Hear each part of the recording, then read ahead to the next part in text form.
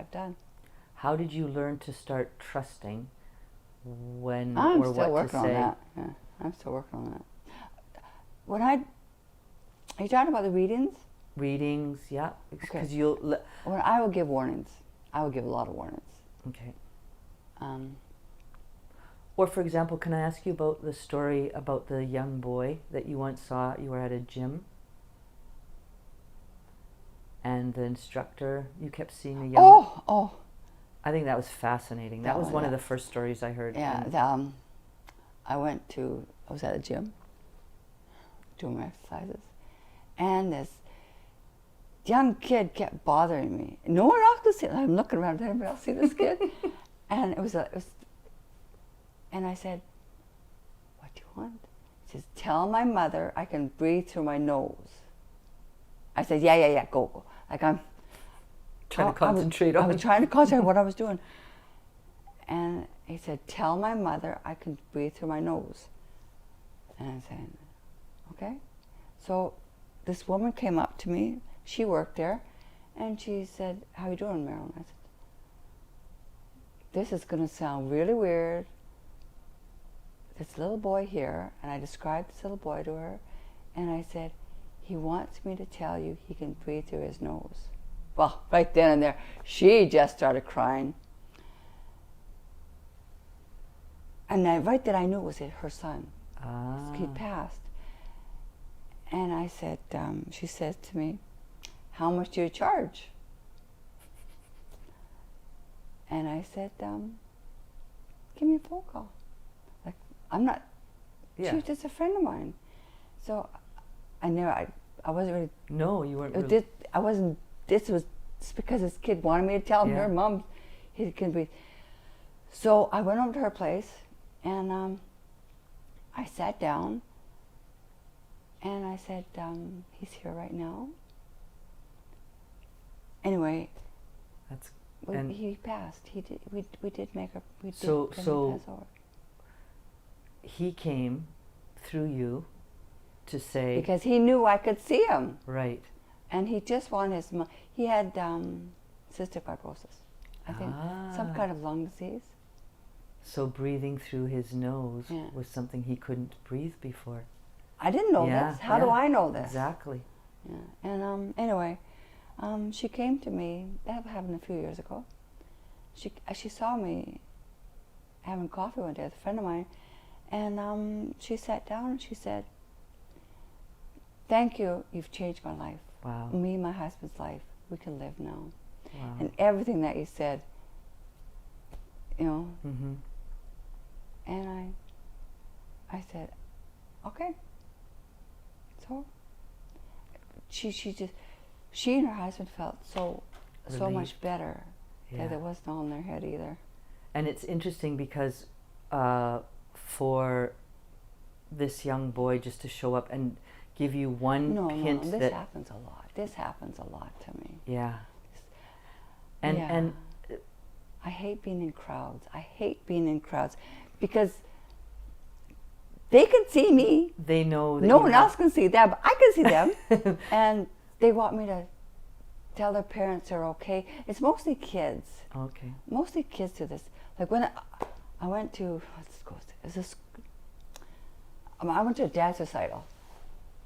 My grandchild's dance recital. And it was an old school building. I can't think of the school name, but it was over. Anyway. And when I sit and watch things, I'm trying to enjoy this. Mm-hmm. And they're touching me and they're poking me and they're blowing in my ear. And I'm moving around like this because I don't like it. They meaning? Spirits. Yeah. And my daughter, she starts laughing. She says, "Mom, they're here, aren't they?" I says, "Oh, it's full." All they want me to do is tell their parents that they're okay. Ah. You know, that's it. I'm okay. Tell Mom and Dad I made it. And mm-hmm. Yeah. And I say, I'm not, I hate going into old places. Mm-hmm. It drives me crazy. Well, more worse than it is now. So the sense of, and this is fascinating, and I'm sure I'm loving that you're sharing this part of your journey. I usually keep to myself, you know. I know. I don't want this on the computer. This is me. But this is why. This is why you being you is why it's going to reach so many people. Wow. Believe me, this is the most important thing.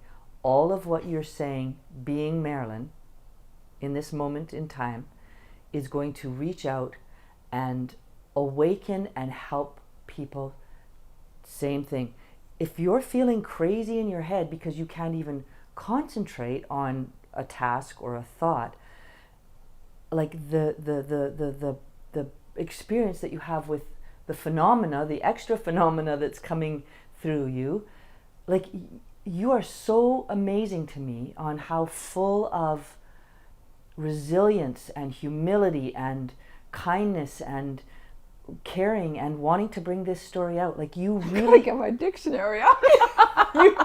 you really care. You've reached this point in your life. It didn't happen overnight, believe I me. know. We've I been had the daylight scared out of me numerous times. Well, exactly. Like, so there's so many cool levels to this story. The never-ending story, obviously. Before we go, I just got one thing I would tell you. Yes. Okay.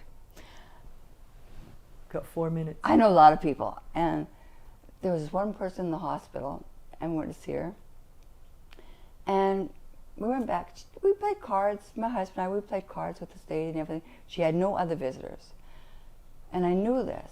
And so every Thursday we'd go down to her town and we'd play cards in the hospital with her, and it really made her day. It really did. We stayed 2 hours there, and we bought coffee. We bought everything for it. Anyway, to make a long story short, she got out of the hospital and she went into a residence, not a nursing home. She lived on her own, and went to see her there. But I knew she had other people there, so I stopped going to see her. But she was still a friend of mine. She'd call me once in a while. And then one day, oh gosh, it was a cold winter night. I think it was in March. And my husband and I were in bed, and I'm sound asleep. All of a sudden, I woke up. And I heard this, Marilyn, thank you. Didn't know who it was, but I knew someone died. Okay. And you know what? Not right now. I just want to go to sleep. And then I found out the next day that she had passed over, and she came to me in my sleep and thanked me. Thank you for being there when no one else was there. That was very nice. That was beautiful. It's happened quite a few times to me. That's a beautiful ending of the story. It was, yeah. And knowing that you have reached someone on a level just by being a friend, by spending some time with them. I spend a lot of cards. I play a lot of cards. That's very cool how, and I bet you're really good. We don't play for money. We play because we enjoy it. Yeah. Well, you could play for, people play cards for. I haven't got a lot of money to play with. I just enjoy it. Good. We have a good laugh anyway. Yeah. Okay, so I guess this is coming to the point where we're going to wrap up our fourth session. And I don't even like calling it a session, our fourth getting together and sharing, our fourth sharing. And thank you so much for continuing to be you. Can't be anything but you. And that's a beautiful I've tried thing. really hard. I can't do it.